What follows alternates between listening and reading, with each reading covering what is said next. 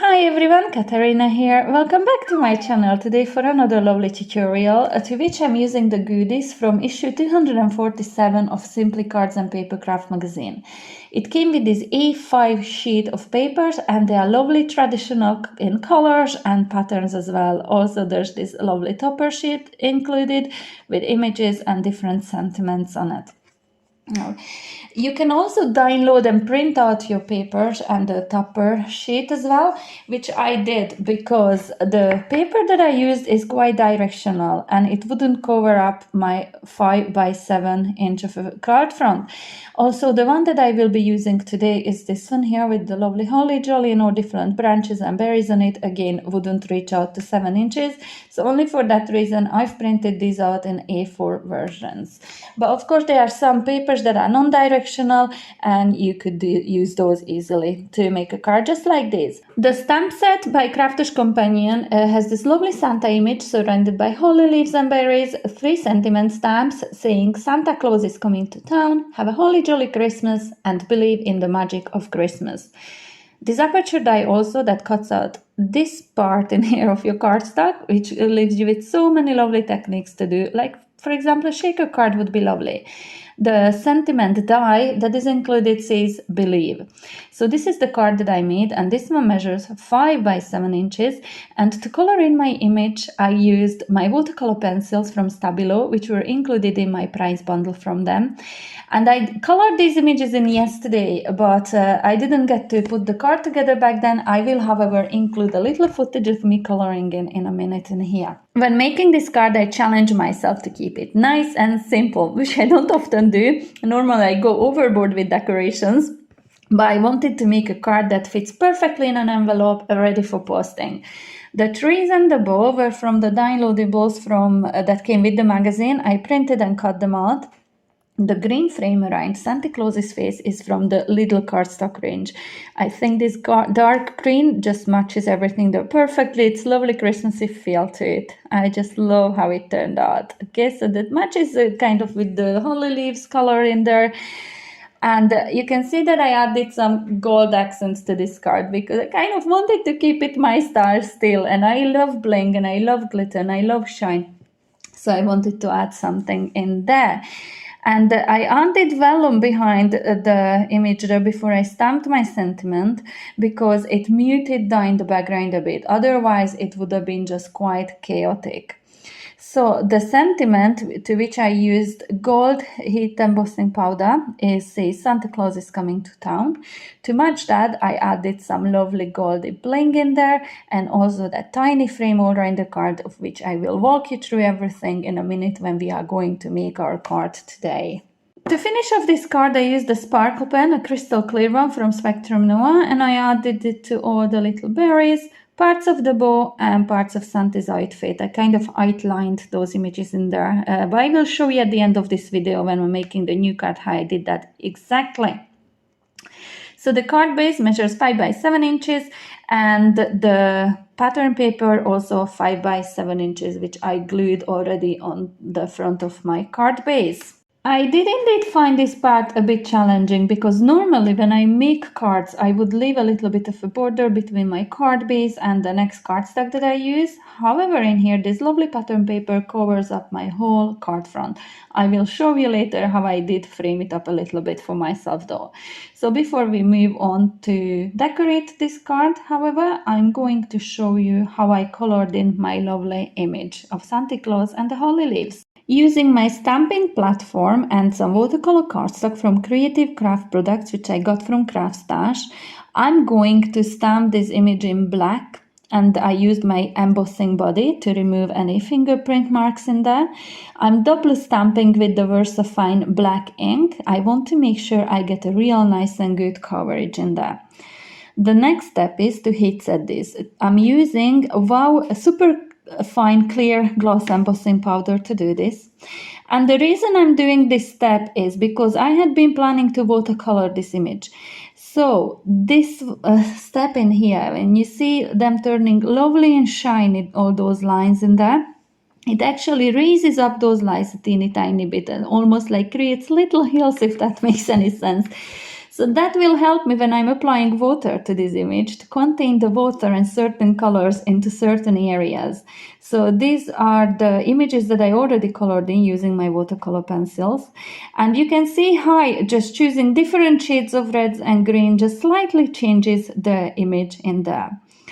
I did find that when using watercolor pencils, one shade is kind of enough for one image because you can create so many different shades with it. So in here, I'm just choosing which one I want to use. And also this is another option. This is a watercolor pearlescent ink, which is by Cosmic Shimmer. And you will just catch a glimpse of that lovely shine and shimmer that it adds to Santa Claus's outfit in there. And this was included in my prize bundle by Creative Expressions. And it's such a gorgeous, gorgeous ink. Now, for my image today, I'm not going to be using it. There's another image that I used it on the berries. I'm sure it doesn't show as much on camera as it shows in real life, but it really adds a gorgeous, lovely shine to it. So this is just another option. If you don't like watercolor pencils, you can use inks as well. So in here, I'm just going around Santa Claus's hat first, and I'm just adding it alongside all those lines that are already stamped anyway. So it kind of gives me an idea where all the shading should be. So first I'm laying down quite a heavy layer of this color all alongside the edges, and then I come back and I add just a lighter layer coming towards inside of the middle of the hat, if that makes any sense. Once that's done, I'm gonna come in with a little brush and some water, and I'm laying my water on the white area that I left in there, and then I start to pull in the color from the outside. If I had added the water onto the red bit instead of what I left white, the color would be much, much darker alongside all the hat. And I kind of like this look about watercoloring, to have all those highlights in there. So that's why I opted for this technique for this one.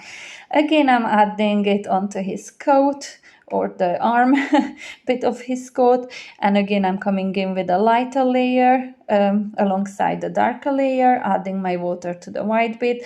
And now you will see me remove a little bit of the water. When I add too much, you can always come back with more. Now, when you find your image a bit lighter than you would want it to be, once this dries, you can always come back with more color and pull it in with the water again. I find it's better to let it dry because it changes the look of the image, and then come back with more rather than having it too dark once it dries. So I'm choosing some of the green shades.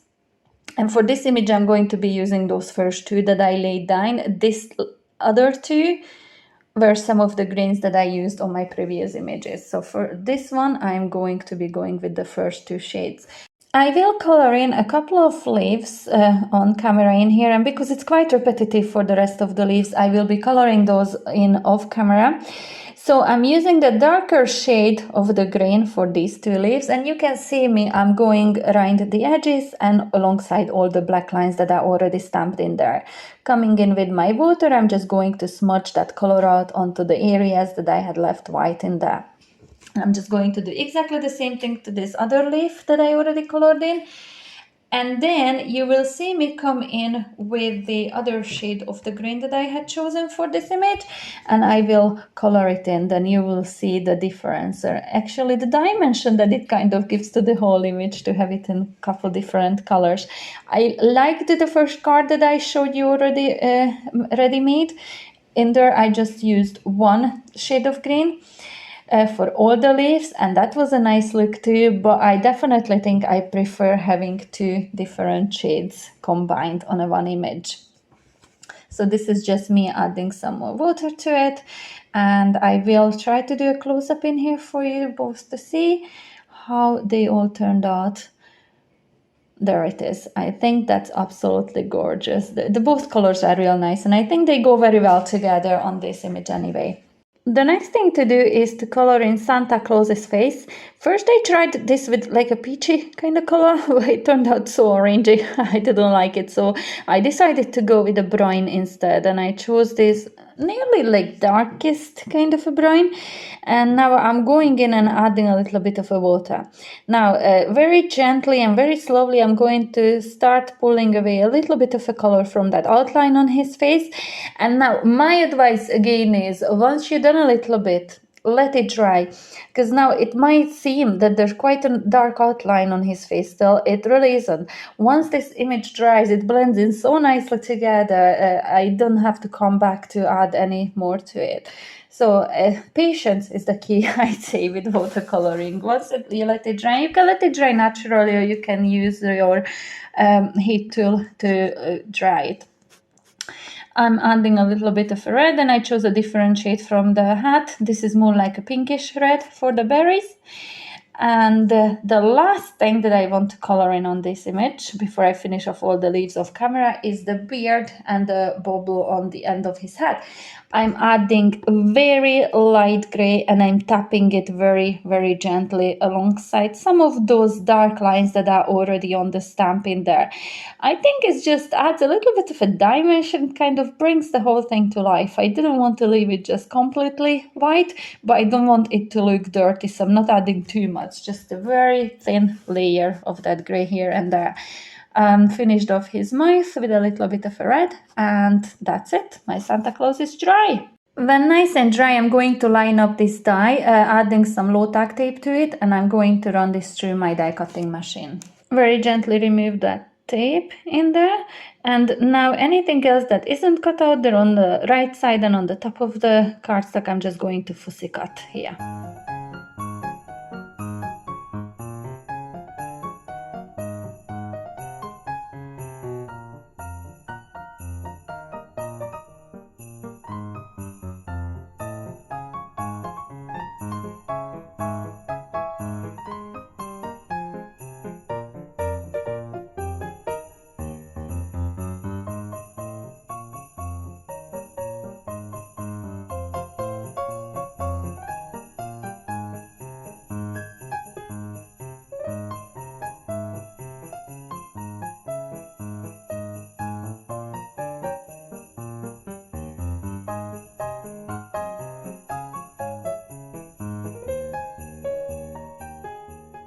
When all that is cut out and Santa Claus is looking nice and happy and jolly in there, it's down to assembling this card. So this is my card base back, and with the frame that I cut out from the green little cardstock.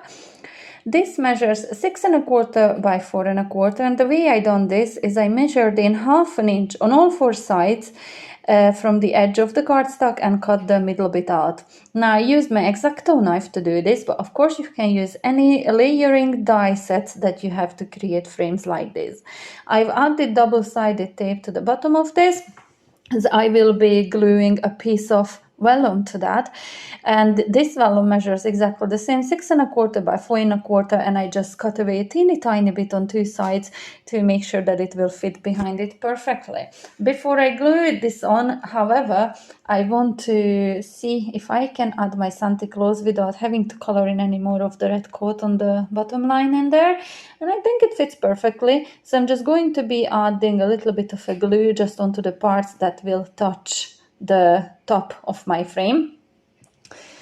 A little bit of a glue smudge there. I'm removing it with my adhesive remover, and in here I'm going to remove some of that red tape, and I will cut away the excess of that white cardstock that I don't need there anymore. Now all I'm doing is arranging everything on top of the card with just the way I will want to have them, because I want to see where exactly on the vellum my sentiment will need to be stamped. Now in the first card that I had already prepared, I used some of the trays, and here I decided to go with candy canes and a little bit of a holly arrangement and a bow on the top. And so the placement in here looks kind of good. So I'm just going to remove everything from there and very gently lift this over onto my stamping platform. I'm going to be using my embossing body first of all, because of course I will be heat embossing on here. So I will use my Versamark sticky ink just to stamp this sentiment as a Have a Holly Jolly Christmas. and I will use gold embossing powder. Now you saw me try this out on a piece of blue cardstock in there. It's just because this is the first time I use this stamp and I wanted to make sure that I get a real nice stamp out of it. So this is my gold metallic gold rich embossing powder by Wow, and I'm going to heat set this now using my heat tool. And this is magical. I absolutely love heat embossing. The way this turns into shiny piece of a masterpiece. I love it. So this is the sentiment that I will be using. And now it is time. I can go ahead and adhere it behind my green frame that I had already prepared. So I'm just adding some more double-sided tape just to cover up the whiteness on that image in there, and I will press it down onto my piece of vellum in there. Now, once this is lovely and adhered, all I have to do is add some double-sided tape onto the back of the vellum and adhere it onto my card base. Now, in here, if you wanted to turn this into a shaker card, instead of the double-sided tape that I will be using, all you have to do is use some double-sided foam tape and add your sequins, pearls, or glitter, whatever it is that you like to use behind that piece of vellum, and it would create an absolutely lovely card as well. So in here, I'm just removing the backing of all the tape that I have applied and going to try to center it as much as I can on top of that cardstock or card base. And this is it ready. Now, if you like lovely, nice and simple cards, this here could be already finished. This would make a lovely card in itself. However, I wanted to decorate this just a teeny tiny bit further. Because I don't have a frame between the card base and the cardstock on it, I decided to frame it a little bit with these gorgeous peel-off stickers. I got this from Simone from Blonde Cards and Crafts. Go ahead and check her channel out. She's such an amazing crafter. And she makes these glue bottle pins, which I ordered from her in this yellow color, because yellow is my favorite. And honestly, these are so gorgeous, so cute. And it's lovely not having to look for pins on my table all the time and have my glue bottle dried in. These are easy spotted on my table, even when it's messy. So it was that lovely green edged with gold that I used on the first card, because that was red, the green just made sense. However, for this one, it was just too much green for me. So I remember that I did have peel-off stickers like this in my stash, only I forever forget to use them. But now that Simone sent me some, I remember to pull these out of my drawer as well. And because there's so much green and white going on in this card, it just made more sense to use the red ones for this card. So I'm just adding it to all four sides, kind of adding a little frame holder in that green frame. And I think it just finishes off the framing of this card just nicely. So the bits that I cut away, I don't throw away. I keep them. I put them back onto the backing sheet, and they will make lovely additions to some embellishments in future makes. So I'm going to use the bow and the candy canes and the little holly leaves just to further decorate this card a bit. And I'm using my liquid glue just to add to this, making sure I don't cover up my sentiment, which you can't really see on this camera from the way my lighting is in here, but it is lovely, gorgeous and gold, and in real life it shows really nicely.